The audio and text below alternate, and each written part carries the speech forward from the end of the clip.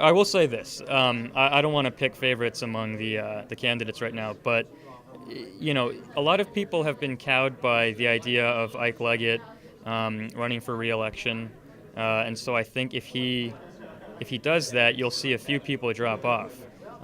More interesting, to me, is whether they should. I think there can't be too many challengers in a race if the incumbent executive decides to run again.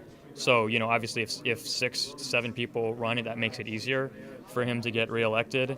But it's certainly not impossible that if you have a narrow field of 1, 2, or 3, 1 or 2 challengers, serious challengers, that he has a real race on his hands.